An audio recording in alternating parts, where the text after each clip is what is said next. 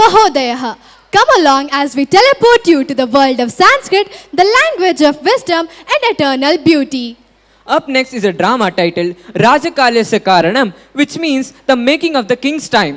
It's a story that blends discipline, duty and dharma, showing us what could make or break duty and commitment. Presented entirely in Sanskrit, this skit exemplifies the richness of our classical heritage. At this moment, I call upon Janya to take the stage and share insights into the upcoming drama. ಎಲ್ಲರಿಗೂ ಶುಭ ಸಂಜೆ. ರಾಜ ಕಾಲಸ್ಯ ಕಾರಣಂ ಎಂಬ ನಾಟಕದ ಸಾರಾಂಶ ಹೀಗಿದೆ. ಭೋಜರಾಜನು ಶೌರ್ಯ ಔದಾರ್ಯಾದಿ ಗುಣಯುಕ್ತನಾಗಿದ್ದು ವಿದ್ವತ್ಪ್ರಿಯನು. ಅವನ ಆಸ್ಥಾನಕ್ಕೆ ಲಕ್ಷ್ಮೀಧರನೆಂಬ ಪಂಡಿತನು ಬಂದು ನಿನ್ನ ಆಸ್ಥಾನದಲ್ಲಿ ವಾಸ ಮಾಡಬೇಕೆಂಬ ಬಯಕೆಯನ್ನು ವ್ಯಕ್ತಪಡಿಸುತ್ತಾನೆ. ರಾಜನು ನಗರಪಾಲನನ್ನು ಕರೆದು ತನ್ನ ಊರಿನಲ್ಲಿ ವಿದ್ಯಾವಂತನಲ್ಲದ ವ್ಯಕ್ತಿಯನ್ನು ಕರೆತರಲು ಆದೇಶಿಸುತ್ತಾನೆ. ನಗರಪಾಲನು ಊರೆಲ್ಲ ಹುಡುಕುತ್ತಾನೆ. ಅವನಿಗೆ ಅವಿದ್ಯಾವಂತವಾದ ವ್ಯಕ್ತಿ ಸಿಗುವುದಿಲ್ಲ. ಆದರೆ ಒಬ್ಬ ಬಟ್ಟೆ ನೇಯುವ ವ್ಯಕ್ತಿಗೆ ಕಾವ್ಯರಚನೆ ಮಾಡಲು ಬರುವುದಿಲ್ಲ ಎಂದು ತಿಳಿದು ಆ ಕುವಿಂದನನ್ನು ರಾಜನ ಆಸ್ಥಾನಕ್ಕೆ ಕರೆದುಕೊಂಡು ಹೋಗುತ್ತಾನೆ. ರಾಜನು, ಹೇ ಕುವಿಂದ, ನಿನಗೆ ಕಾವ್ಯರಚನೆ ಮಾಡಲು ಬರುವುದಿಲ್ಲ, ಹಾಗಾಗಿ ರಾಜಕೋಶದಿಂದ ಹಣವನ್ನು ಸ್ವೀಕರಿಸಿ ಕೂಡಲೇ ಮನೆಯನ್ನು ಖಾಲಿ ಮಾಡು. ನಿನ್ನ ಮನೆಯಲ್ಲಿ ಈ ಪಂಡಿತನು ವಾಸ ಮಾಡಲಿ ಎನ್ನುತ್ತಾನೆ. ನಾನು ಶ್ರಮಪಟ್ಟು ಕೆಲಸ ಮಾಡುವ ವ್ಯಕ್ತಿ, ನನಗೆ ಕಾವ್ಯರಚನೆಯ ಅಭ್ಯಾಸವಿಲ್ಲ. ಹಾಗಿದ್ದರೂ ನಾನಾಡುವ ಮಾತುಗಳನ್ನು ಕೇಳಬೇಕು ಎಂದು ಕುವಿಂದನು ಕಾವ್ಯಮಯವಾದ ಮಾತನ್ನೇ ಆಡುತ್ತಾನೆ. ಇದರಿಂದ ಸಂತುಷ್ಟನಾದ ರಾಜನು, ಕೂಲಿ ಕೆಲಸದವರೂ ಸಹ ನಮ್ಮ ಊರಿನಲ್ಲಿ ವಿದ್ಯಾವಂತರಾಗಿದ್ದಾರೆ ಎಂದು ಸಂತೋಷಪಟ್ಟು ಮೆಚ್ಚಿ ಅವನನ್ನು ಸನ್ಮಾನಿಸಿ ಅಭಯವನ್ನು ನೀಡುತ್ತಾನೆ. ಪಂಡಿತನಿಗೆ ರಾಜಭವನದಲ್ಲಿಯೇ ವಾಸದ ವ್ಯವಸ್ಥೆಯಾಗುತ್ತದೆ. ನಂತರ ಆಸ್ಥಾನಕ್ಕೆ ಕೆಲಸದ ಅಪೇಕ್ಷೆಯಿಂದ ರಾಜಪುತ್ರನಾದ ವೀರಪುರುಷನೊಬ್ಬನ ಆಗಮನ. ರಾಜಭವನದ ಹೊಣೆ ಹೊತ್ತ ಅವನಿಗೆ ಪ್ರತಿನಿತ್ಯವೂ 100 ಹೊನ್ನಿನ ಸಂಬಳ. ಆ ಹಣದಿಂದ ವೀರವರನು ಪರೋಪಕಾರ ಮಾಡುತ್ತಿರುವ ಸುದ್ದಿಯನ್ನು ರಾಜನು ತಿಳಿಯುತ್ತಾನೆ. ಒಂದು ರಾತ್ರಿಯ ದಿನ ಅಳುವಿನ ಶಬ್ದವು ಕೇಳುತ್ತದೆ. ಕಾವಲುಗಾರನಾದ ವೀರವರನನ್ನು ಆ ಅಳುವಿನ ಬಗ್ಗೆ ತಿಳಿದುಕೊಂಡು ಬರಲು ರಾಜನು ಆದೇಶಿಸಿ ವೀರವರನನ್ನು ರಹಸ್ಯವಾಗಿ ಹಿಂಬಾಲಿಸುತ್ತಾನೆ. ಒಂದು ಸರೋವರದ ಬಳಿ ರಾಜಲಕ್ಷ್ಮಿಯನ್ನು ವೀರವರನು ಕಾಣುತ್ತಾನೆ. ರಾಜಲಕ್ಷ್ಮಿಯು ಇನ್ನು 3 ದಿವಸದಲ್ಲಿ ರಾಜನಿಗೆ ಮರಣ ಒದಗುತ್ತದೆ. ಆಗ ನಾನು ಅನಾಥಳಾಗುತ್ತೇನೆ. ಒಂದು ವೇಳೆ ಯುವಕನೊಬ್ಬನನ್ನು ಸರ್ವಮಂಗಳಿಗೆ ಬಲಿಯಾಗಿ ಕೊಟ್ಟರೆ ರಾಜನು ಇನ್ನು 100 ವರುಷ ಕಾಲ ಬದುಕುತ್ತಾನೆ ಎಂದು ಆ ದೇವಿಯು ಹೇಳುತ್ತಾಳೆ. ವೀರವರನು ಸರ್ವಮಂಗಳೆಯ ದೇವಾಲಯದಲ್ಲಿ ತನ್ನ ಮಗನನ್ನೇ ಬಲಿಕೊಟ್ಟು ಪುತ್ರಶೋಕದಿಂದ ತನ್ನ ಪ್ರಾಣಾರ್ಪಣೆಯನ್ನೂ ಮಾಡುತ್ತಾನೆ. ಇದೆಲ್ಲವನ್ನು ಮರೆಯಲ್ಲಿ ನಿಂತು ನೋಡುತ್ತಿದ್ದ ರಾಜನು ದುಃಖಿತನಾಗಿ ತನ್ನ ಪ್ರಾಣಾರ್ಪಣೆಗೆ ಮುಂದಾದಾಗ ಸರ್ವಮಂಗಳೆಯು ಪ್ರತ್ಯಕ್ಷಳಾಗಿ ಈ ವೀರಪುರುಷನು ಅವನ ಮಗನು ಇಬ್ಬರೂ ಬದುಕುತ್ತಾರೆ. ನೀನು ಅರಮನೆಗೆ ಹಿಂದಿರುಗು ಎಂದು ಆದೇಶಿಸುತ್ತಾಳೆ. ದೇವಿಯ ಅನುಗ್ರಹದಿಂದ ಬದುಕಿದ ವೀರವರನು ಮರುದಿನ ಬೆಳಗ್ಗೆ ತನ್ನ ಕರ್ತವ್ಯಕ್ಕೆ ಹಾಜರಾಗಿರುತ್ತಾನೆ. ರಾಜನು ವೀರವರನನ್ನು ಕರೆದು, ನಿನ್ನೆ ಕೇಳಿದ ಅಳುವಿದ ಶಬ್ದ ಯಾರದು? ನಿನ್ನೆ ಏನಾಯಿತು ಎಂದು ಕೇಳಲು, ಸ್ವಾಮಿ, ಶಬ್ದವನ್ನು ಕೇಳಿ ಹೊರಟ ನನಗೆ ಒಬ್ಬ ಸುಂದರಿಯು ಕಂಡಳು. ಅವಳು ನನ್ನನ್ನು ನೋಡುತ್ತಿದ್ದ ಹಾಗೆಯೇ ಮಾಯವಾದಳು ಎನ್ನುತ್ತಾನೆ ವೀರವರ. ರಾಜನು ವೀರಪುರುಷನನ್ನು ಅಭಿನಂದಿಸುತ್ತಾನೆ. ನಿನ್ನಂತಹ ಪ್ರಜೆಗಳನ್ನು ಪಡೆದ ನಾನೇ ಧನ್ಯ. ಇನ್ನು ಮುಂದೆ ನೀನು ರಾಜಭವನದ ಸೇವಕನಲ್ಲ, ಸಾಮಂತ ರಾಜನಾಗಿ ದೇಶ ಸೇವೆಯನ್ನು ಮಾಡು ಎನ್ನುತ್ತಾನೆ ಎಂದು ಆದೇಶಿಸಿ ಸರ್ವಮಂಗಳೆಯನ್ನು ಸ್ಮರಿಸುತ್ತಾನೆ. ರಾಜನು ಸಜ್ಜನನಾದರೆ ಪ್ರಜೆಗಳು ಸಜ್ಜನರಾಗುತ್ತಾರೆ. ರಾಜನೇ ಕಾಲಕ್ಕೆ ಕಾರಣ, ಎಲ್ಲರಿಗೂ ಮಂಗಳವಾಗಲಿ ಎಂದು ದೇವಿಯ ಆಶೀರ್ವಾದವಾಗಿ ನಾಟಕ ಮುಕ್ತಾಯಗೊಳ್ಳುತ್ತಿದೆ. ಈಗ ನಿಮ್ಮೆಲ್ಲರ ಎದುರು ರಾಜ ಕಾಲಸ್ಯ ಕಾರಣಂ ಎಂಬ ಸಂಸ್ಕೃತ ನಾಟಕ.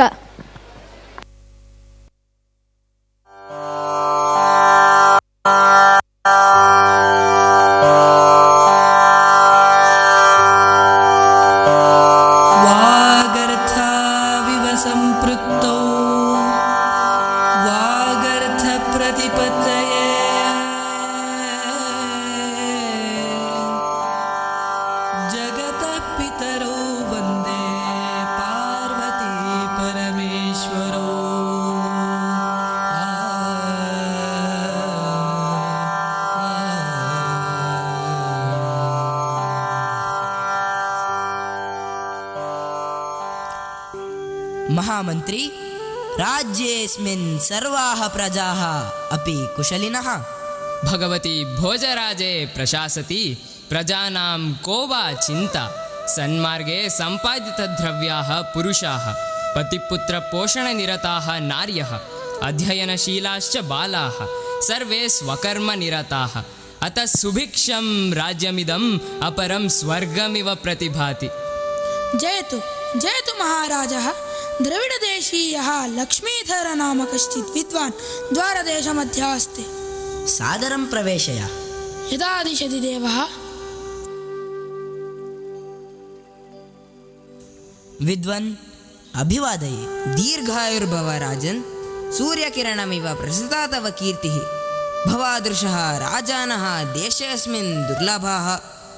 क्षमादाता गुणग्राही स्वामी पुण्येन लभ्यते। अनुकूलः शुचिर्दक्षः कविर्विद्वान् सुदुर्लभः। अनुगृहीतोऽस्मि। कुतः समागमनम् अत्र भवतां? महीधर, तव विद्यानुरागं दानशीलतां च समाकर्ण्य भवद्राज्ये निवसितुमिच्छामि। मम सौभाग्यमेतत्। नगरपाला नगरे कृतनिवासम् अपठितं जनं निस्सार्य तद्गृहे पण्डितवरः वासयितव्यः। यथा ज्ञापयति देवः। राजन्, अश्वेभ्यामुपदिष्टम् आरोग्यसूत्रमेकम् उपदिशामि।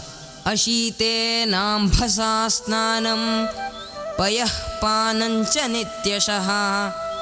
एतद्वो मानुषाः पथ्यं स्निग्धमुष्णञ्च भोजनं। धन्योऽस्मि, अवश्यं पालयामि। जयतु देवः।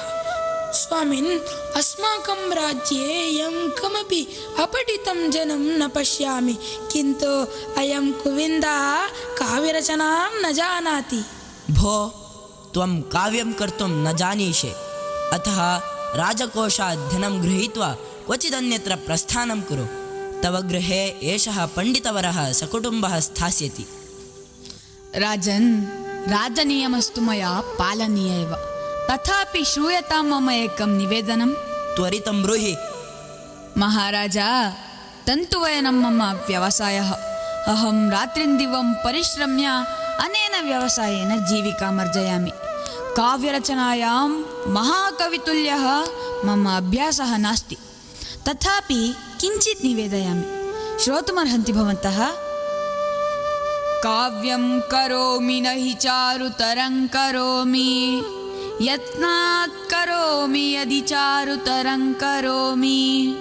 भूपालमौलिमणिमण्डितपादपीठ हे साहसाङ्का कवयामि वयामि यामि। आहा, साधु कुविन्दा साधु।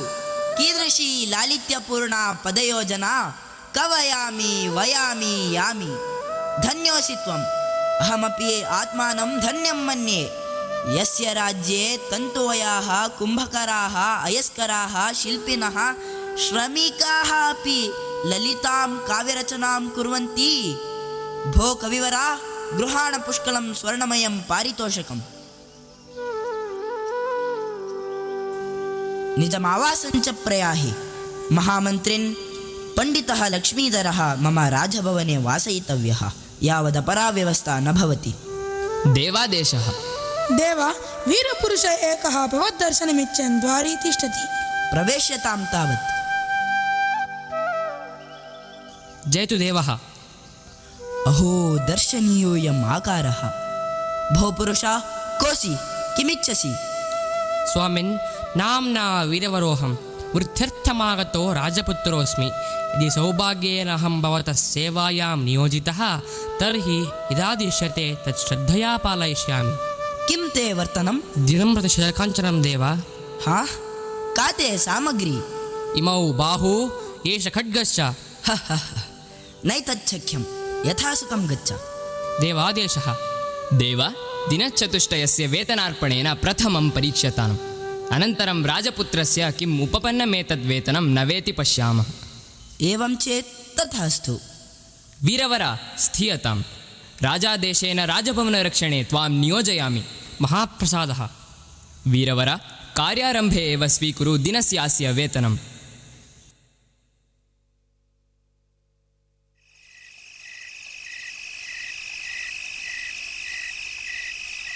जयतु देवः। स्वामिन् स च वीरवराः प्रतिदिनं चोयेतनस्य यच्छति देवेभ्यः अर्थं स्थितस्य च अर्थं दरिद्रेभ्यो ददाति तदवशिष्टं भोज्यविलासव्यर्थं पत्न्याः हस्ते निक्षिपति च। अहो वीरवरस्य सत्वम्।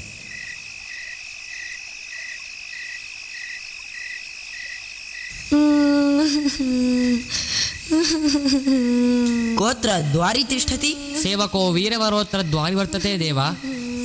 राजपुत्र क्रन्दनमनुसर। यथाज्ञापयति देवः। सूचिभेद्ये तिमिरेऽस्मिन् राजपुत्र एकाकी गन्तुं नार्हति। तस्मात् अहमपि गच्छामि पृष्ठतोऽस्य निरूपयामि च किमेतदिति।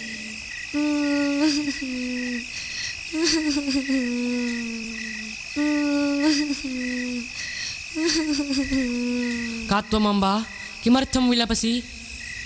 वत्स, अहमेतस्य भूपालस्य राजलक्ष्मीरस्मि। चिरमेतस्य भुजच्छायायां सुमहता सुखेन निवसामि।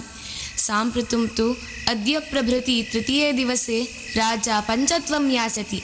तदाहमनाथा भविष्यामि, अथ क्रन्दामि। हा भगवती, अस्त्यत्र कश्चिदुपायः येन सुचिरं जीवति स्वामी? अस्ति वत्स, एकैवात्र प्रवृत्तिः, सा च अतीव दुस्साध्या। अम्बा कथय, कस्य उपायः दुस्साध्यः? श्रूयतां पुत्र, यदि त्वया स्वस्य सर्वतः प्रियं वस्तुं सहासवदनेन भगवत्यै सर्वमङ्गलायै उपहारः क्रियता, तदा पुनर्जीविष्यति राजा वर्षाणां शतम्। अद्यैव सर्वमङ्गलां तोषयामि, जीवयामि च मत्स्वामिनम्।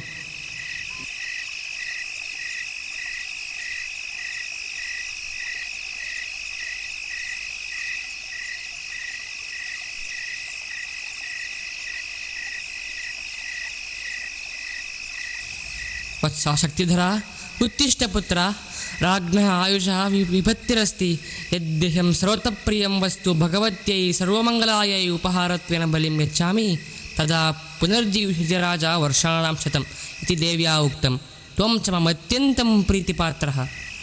हे पितः, धन्योऽहं स्वामिजीवितरक्षार्थं विनियुक्तः। एवं विधे कर्मणि राष्ट्रस्य राज्ञश्च हिताय मम सर्वस्वविनियोगः परमश्लाघ्यः। उक्तञ्च धनानि जीवितञ्चैव परार्थे प्राज्ञ उत्सृजेत् सन्निमित्ते वरन्त्यागो विनाशे नियते सति इति। हा धन्योऽहम्। आगच्छ पुत्र।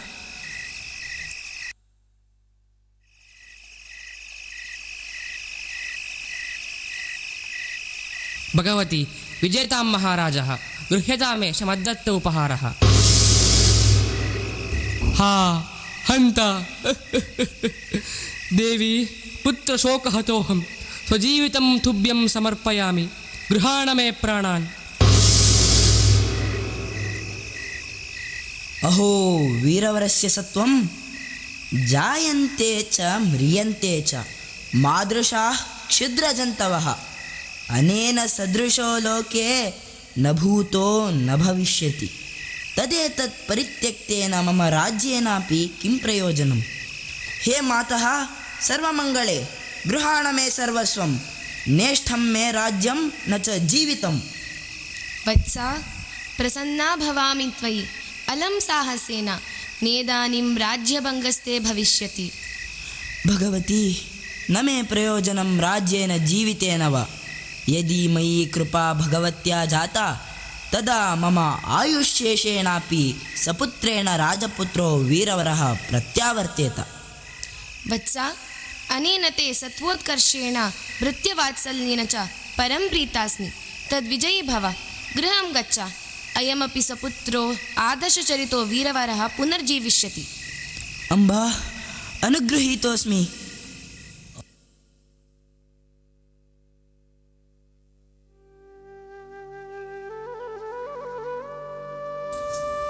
महामन्त्रिन्, अद्य मे अतीव मनः प्रसादः। कारणं वक्तुमर्हन्ति तत्र भवन्तः। मुहूर्तादेव ज्ञायते। वीरवरः वृत्त्यर्थम् अद्य आगतः खलु? यथास्थितं स्वकर्तव्यनिरतः वीरवरः द्वारि स्थितः। आह्वयतां तावत्। वीरवर जेतुदेवः। वीरवर, ह्यः त्वम् आक्रन्दनम् अनुसृत्य गतवान्, किं जातं तत्र? स्वामिन्, तत्रैका सुन्दरी क्रन्दमाना मया दृष्टा, परन्तु सा मद्दर्शनादेव अदृश्यतां गता। वीरवरा वीरवरा, त्वादृशाः वीराः त्यागिनः प्रामाणिकाः लोकेऽस्मिन् सुदुर्लभाः। महामन्त्रिन्, ह्यः एषः वीरवरः मम आयुरभिवृद्ध्यर्थं ससुतः सर्वमङ्गलायाः आलये प्राणं त्यक्तवान् आसीत्। मत्प्रार्थनया देव्या पुनरुज्जीवितः अयम् अद्य कार्यनिरतः शोभते। लोकेऽस्मिन् जनाः तैः कृतं स्वल्पमपि सत्कार्यं महान्तं मन्यमानाः उद्घोष्यमाणा एव भवन्ति। परमयं वीरः यत्किञ्चिदपि स्वकृतपुण्यकार्यं न प्रकटयति। अहमेव धन्यः यत् मच्चासने एतादृशाः प्रजाः दृष्टवान्। वीरवर, इतः परं त्वं न राजभवनरक्षकः, किन्तु सामन्तो भूत्वा देशपालनं कुरु। धन्योऽस्मि। भगवती, सर्वास्वपि सत्सु त्वत्कृपा भविष्यतु। वत्सा, राजा कालस्य कारणं भवति। यदि राजा सज्जनः धर्मपरायणः तर्हि प्रजाः अपि त्यागादिपरोपकारगुणयुक्ताः भवन्ति। सर्वेभ्यः शुभं भूयात्।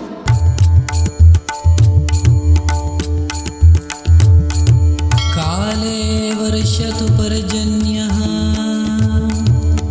पृथिवी सस्यशालिनी देशोऽयं क्षोभरहितः सज्जना सन्तु निर्भयाः सज्जना सन्तु निर्भयाः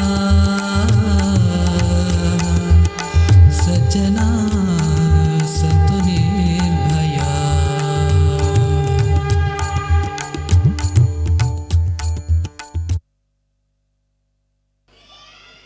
Thank you for that performance.